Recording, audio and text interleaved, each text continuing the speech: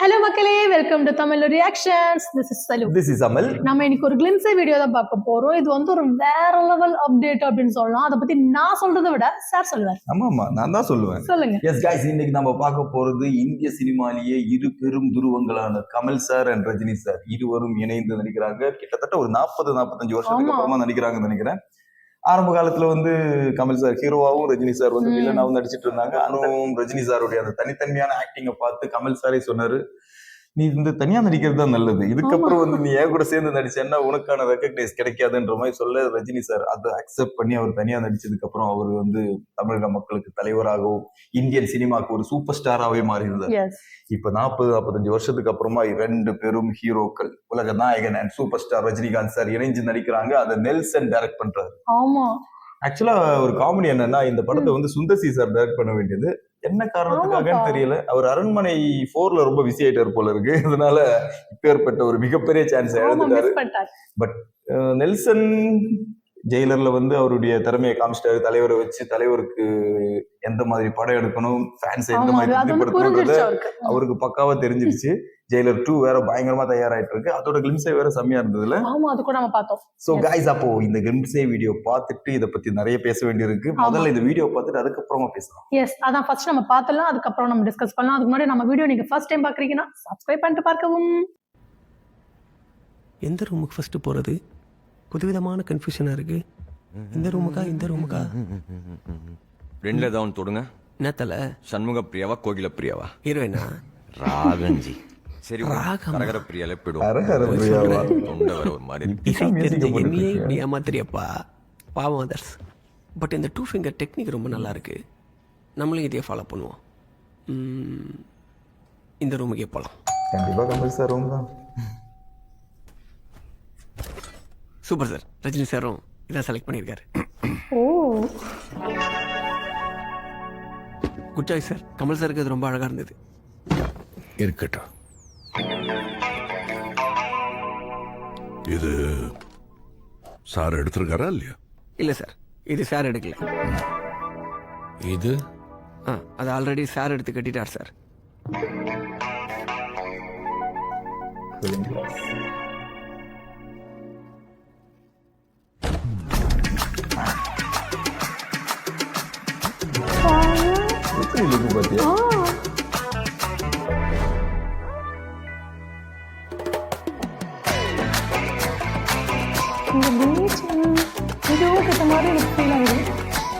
பழைய படத்துல வர மியூசிக்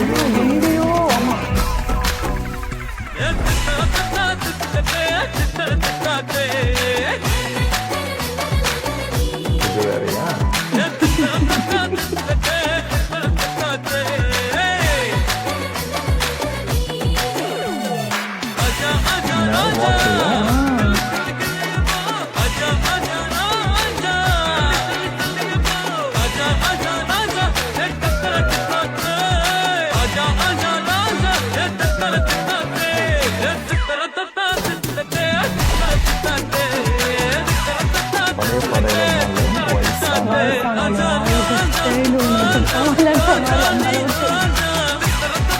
வேற மாதிரி இருக்காருல்ல பார்க்கறதுக்கு.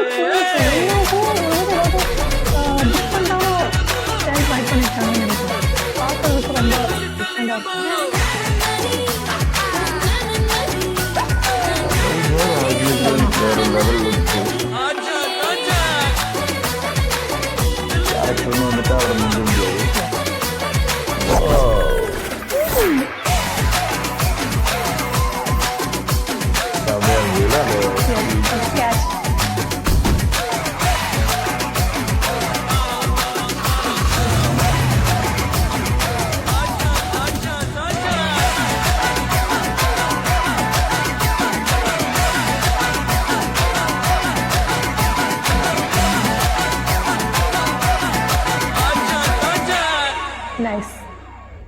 முடியல சார். ஒரு பீத்தோவனும் ஒரு பப்பி லகிரியும் பப்பி மிக்ஸ் பண்ண மாதிரி ஒரு தீம் மியூசிக் ரெடியா இருக்கு. கேட்போமா?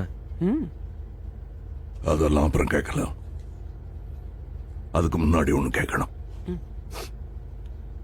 யாரு ஹீரோ? அதுதான் மக்களுக்கு பெரிய கன்ஃபியூஷனா இருக்கும். ஆமா. கேக்குறாங்க இல்ல, சொல்லுங்க ஜி, யாரு ஹீரோ?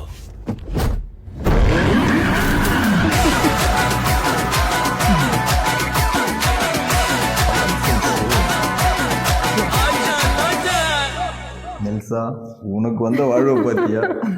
இல்ல நிஜமா சூப்பரான ஒரு சான்ஸ் கிடைச்சிருக்கு. இத வந்து எந்த அளவுக்கு அவர் யூஸ் பண்ணிக்கிறாரோ அந்த அளவுக்கு இது வேற லெவல்ல சான்ஸா?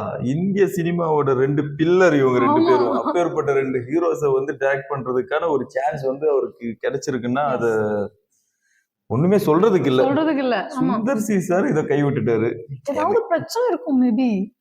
அட, அவர் எடுத்திருந்தா ஏதாச்சும் பேய் படம் தான் எடுத்திருப்பாரு. அதை விட நெல்சன் அப்படிலாம் சொல்ல நெல்சன் பார்த்தல இந்த கிளிம்ஸே வீடியோவே ஆமா. என்ன மாதிரி அந்த ஒரு டார்க் மேக்கிங் சூப்பரா இருந்தது. அது கிளிம்ஸே வீடியோ பாரு. ஜெயிலர் 2 ஓட அந்த வீடியோ ஆமா, இருந்தது. அது எல்லாமே வந்து அது வந்து நம்ம வந்து இந்த மாதிரிலாம் வந்து புதுசு.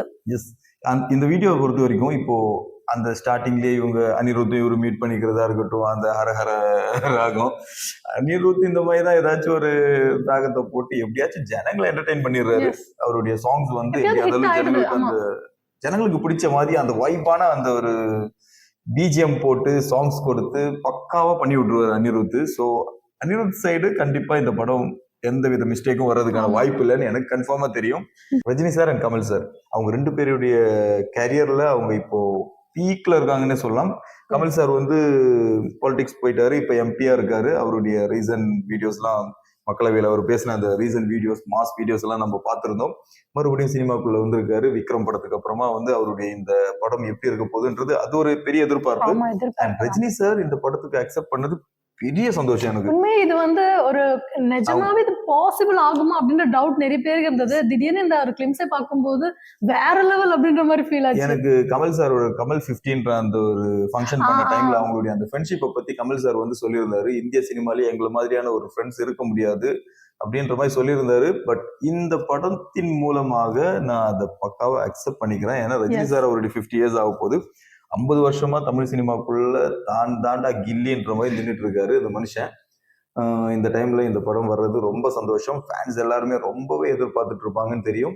அண்ட் இந்த கிளிம்ஸே வீடியோ பார்க்கும்போதே தெரியுது நெல்சன் சிறப்பா வச்சு நல்லபடியா பண்ணுவாருன்ற ஒரு Yes. எதிர்பார்ப்பும் இருக்கு.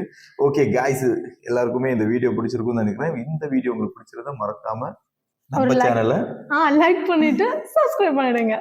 உங்களோட கருத்துக்கள், இதை பத்தின உங்களோட கருத்துக்கள் என்னவா இருந்தாலும் அதை மறக்காம கமெண்ட் செக்ஷன்ல போடுங்க. Okay bye bye.